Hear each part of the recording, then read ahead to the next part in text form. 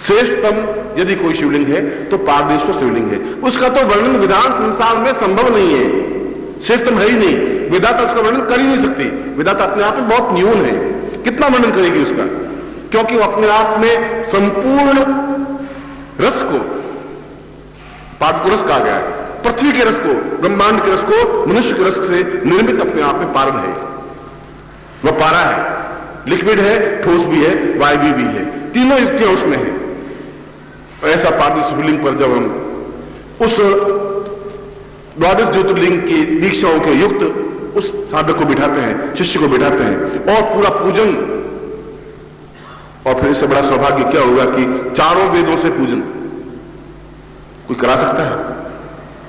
आपको फिर 20 साल आगे की जिंदगी में 50 साल मिलेंगे, एक बार संभव ट्राई करके देख लेना कि कोई एक ब्राह्मण, कोई एक पंडित, कोई एक योगी या कोई एक सन्यासी चारों वेदों से पूर्ण रुद्राभिषेक आपको पाठ करवा दे, पूजन करवा दे। संभव नहीं है। इसलिए मैंने कहा कि तुम्हारी तकदीर वास्तव में सोने की कलम से लिखी हुई है, इसलिए कहा है। और इसीलिए कहा कल का दिन तुम्हारे लिए महत्वपूर्ण है, जब प्रत्येक के पास शिवलिंग हो, चाहे छोटा हो चाहे बड़ा हो, प्रत्येक के पास उस शिवलिंग का जो विधान है वही शिवलिंग को आपके हाथ में स्थापित हो, तब प्रत्येक घर में शिवलिंग स्थापित होगा। यदि आप दर्शन करके चले जाएंगे वो अपना बहुत मान बात नहीं है, उसका पूजन कर लेंगे वो भी बात मान नहीं है। आने वाली पीढ़ियों के पास भी एक अद्वितीय चीज रख के जाओगे उस शिवलिंग पर जहां चारों वेदों से रुद्राभिषेक हुआ है, जहां पर बीलपत्र चढ़ाए गए हैं, जहां गुरु की साक्षी में पूर्ण वेदों को सामने साकार किया गया है। ऐसा शिवलिंग यदि तुम्हारे पास प्राप्त हो तो ब्रह्मांड का द्रव्य, धन और ऐश्वर्य तुच्छ है। इस बात को एहसास करेंगे जब आपके पास पार्थ शिवलिंग होगा। आप एहसास करेंगे कि उसके माध्यम से जो विकीर्णता बनती है, जो रोशनी बनती है, वो अपने आप में उस पशुत्व से उस देवत्व की ओर अग्रसर करती है। पशुपतिनाथम और देवनाथम और भूतनाथम भी। हमारे जीवन में जो भूत है वो समाप्त हो। भूत का मतलब कोई प्रेत और राक्षस गंधर्व नहीं, जो हमारा भूत है, और हमारा भूत तो बहुत गंदा है, छल, झूठ, कपट, असत्य, व्यभिचार के अलावा कुछ है ही नहीं। इसलिए भूत को समाप्त करें, यह भूतनाथ का मतलब है। उस देवत्व की ओर हम देवनाथ हैं, भगवान शिव, जहां देवता हमारे शरीर में वास करें, उस भगवान शिव को हम चारों वेदों से शरीर में स्थापित करें। और आप स्वयं यहां बैठ करके प्रत्येक अपने अपने शिवलिंग पर बीलपत्र चढ़ाएं, पूजन करें, और उस पर भी वही चीज अंकित हो जो उस बड़े शिवलिंग पर अंकित है। पूर्ण श्री सूक्त मंत्रों के माध्यम से, पूर्ण चैतन्य मंत्रों के माध्यम से, पूर्ण ब्रह्मांड सूक्त मंत्रों के माध्यम से, और पूर्ण लक्ष्मी सूक्त मंत्रों के माध्यम से, पूर्ण श्रीयंत्र उसके ऊपर जो आपने देखा है। ऐसा आपका शिवलिंग, और फिर भले छोटा है, चाहे 5 मन का है तो 25 मन का है, यदि ये घर में स्थापित हो तो उसके मुकाबले की कोई वस्तु नहीं है। इसलिए कल प्रातः आप स्वयं सबसे पहले तो महामृत्युंजय विधान करें, दीक्षा प्राप्त करके।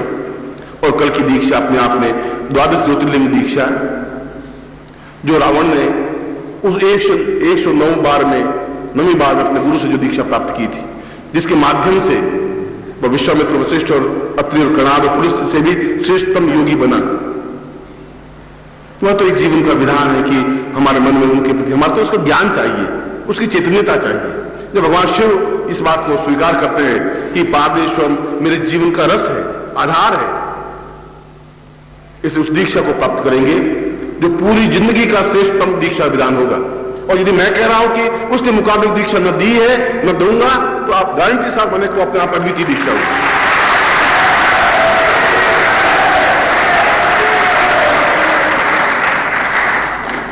और दीक्षा के बाद आप स्वयं अपने सामने अपना शिवलिंग स्थापन करके और महामृत्युंजय विधान करें।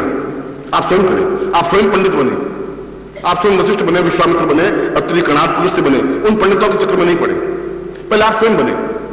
और मैंने पत्रिका में महामृत्युंजय विधान दिया है।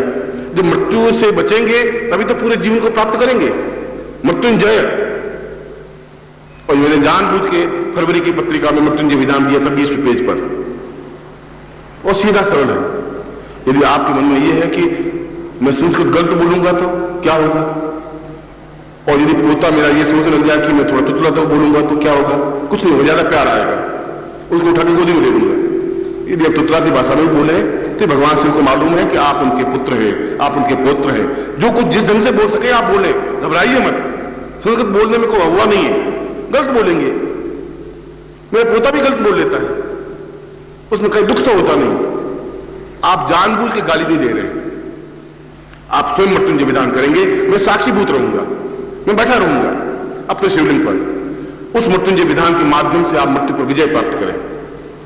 और सुबह मैंने फिर आपको बताया था कि एक क्षण ऐसा आता है जब आपके साथ गुरु होता है, गुरु होने के साथ साथ आपके हृदय में चोट पहुंचती है कि अब मुझे ये पगडंडी बदल देनी।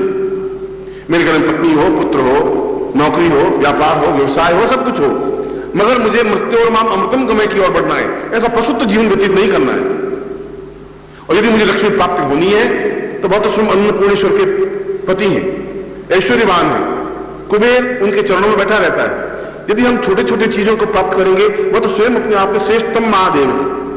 आप एक बार प्रयत्न करके देखें, आप देखें उस क्षण को जो कल का क्षण है, और आप स्वयं उस महामृत्युंजय विधान को पूर्णता के साथ समावेश करें। मैं आपके साथ देखूंगा, आपके साथ पत्रिका हो, पत्रिका में उस 20 पेज पर जो महामृत्युंजय विधान है आप करें। यदि कहीं गलती होगी तो जिम्मेवारी मेरी होगी, गलती हो ही नहीं सकती। और फिर अपने आप उस जगह स्थापन करें जब मृत्यु से ऊपर उठे हुए आप हो। देह मरेगी तो देह मरेगी आपकी, शरीर नहीं मर सकता, शरीर खत्म नहीं हो सकता, कोई काट भी नहीं सकता। नैनम छिन्नति शस्त्राणी नैनम दहति पावक, कृष्ण ने कहा गीता में, नैनम छिन्नति शस्त्राणी, शस्त्र उसको नहीं काट सकता आपके शरीर को। नैनम दहति पावक, अग्नि उसको जला नहीं सकती। वह तो अपने आप में अक्षुण्ण है, और अक्षुण्ण होने पर ही आप सिद्धाश्रम के वासी बन सकते हैं। सिद्धाश्रम की ओर ये आपका पहला कदम है, जहां आप अपने देह को छोड़ करके शरीर की ओर गतिशील हो रहे हैं। और शरीर ही सिद्धाश्रम में जा सकता है, ये देह नहीं जा सकती। इसलिए कल मैं आपको उस मृत्युंजय विधान के साथ साथ दीक्षा देने के बाद मृत्युंजय विधान, और मृत्युंजय विधान के बाद में उस देह से शरीर की ओर पूर्णता के साथ अग्रसर होने की क्रिया, जिससे कि आप तेजी के साथ दौड़ सकें, बढ़ सकें। यदि मैं अपनी पत्नी और बच्चे और पोते और पोते और बहुओं के साथ होते हुए भी सिद्धाश्रम में जा सकता हूं, तो फिर आप भी जा सकते हैं, जा सकते हैं। ये उदाहरण है तुम्हारे सामने, ये परिणाम है तुम्हारे सामने। मैं इसलिए बता रहा हूं कि जिस सन्यासी को मालूम ही नहीं है कि क्या होता है ग्रस्त, वो तुम्हें जवाब नहीं दे सकता, वो तुम्हें उत्तर नहीं दे सकता। बहुत दूर से हिमालय कितनी अच्छा जगह, वो हिमालय अच्छा नहीं होता। जिस हिमालय पे आप खड़े हो, पास में खड़े हो, जिस गंगा के पास खड़े हो, वो प्यास बुझ सकती है। मैं आपके पास खड़ा हूं, आप स्नान करें, अवगान करें, उस गंगा जल को पिए, आप तृप्त होंगे, आनंदित होंगे, एहसासित होंगे। मैं आपके लिए गंगा हूं, मैं आपके लिए हिमालय हूं, मैं आपका जीवन हूं, मैं आपका प्राण हूं।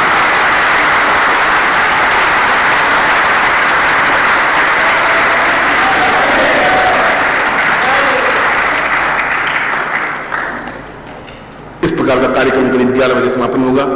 दीक्षा, द्वादश ज्योतिर्लिंग दीक्षा, और फिर मृत्युंजय विधान, फिर मेरा प्रवचन के बाद मैं आपको छोड़ूंगा। प्रवचन में समझाऊंगा कि मध्याह्न काल आपका क्या होगा, फिर सायंकाल में क्या करना है, और फिर रात्रि को क्या करना है।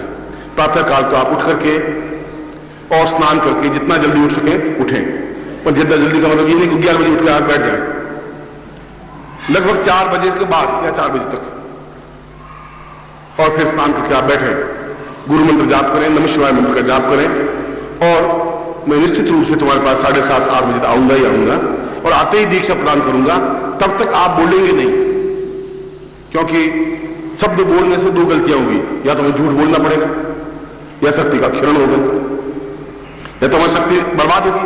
कि शक्ति तो है ही, शब्द शक्ति है, अभिधा शक्ति है, मेधा शक्ति है, हम उसको बर्बाद नहीं करना चाहते। पूरी तपस्या के साथ उस शक्तिपात को प्राप्त करना चाहते हैं, जिसकी वजह से आप नृत्य नहीं कर रहे हैं, तो गुरु आपका शक्तिपात के माध्यम से आपको नृत्य में बनाए, जीवन में बनाए। उसी प्रकार की क्रिया, उसी प्रकार की दीक्षा कल मैं आपको प्रदान करने जा रहा हूं।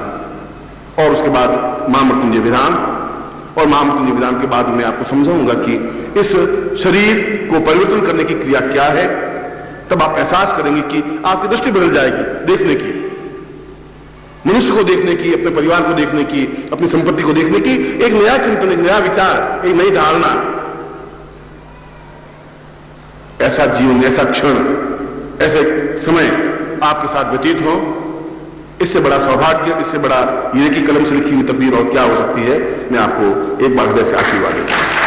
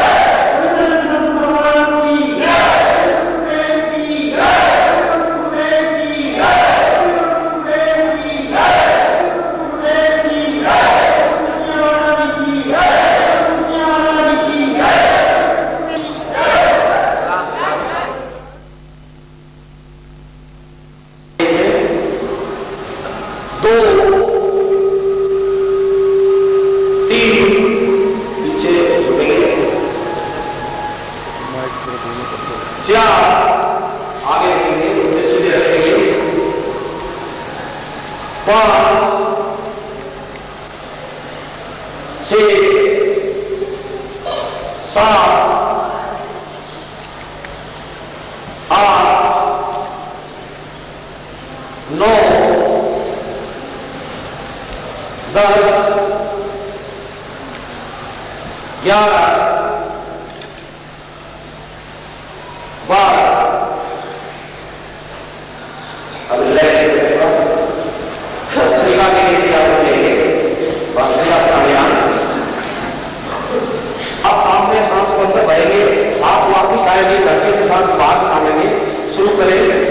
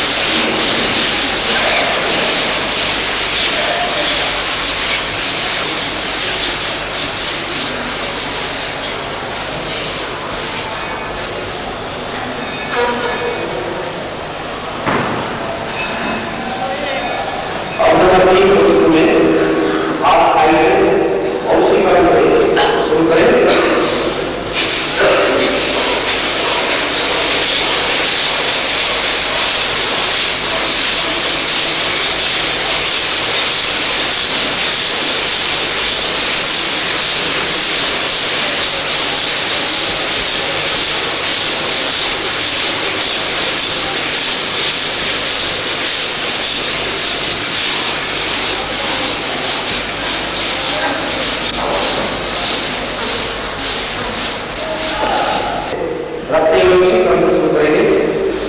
शुरू करें।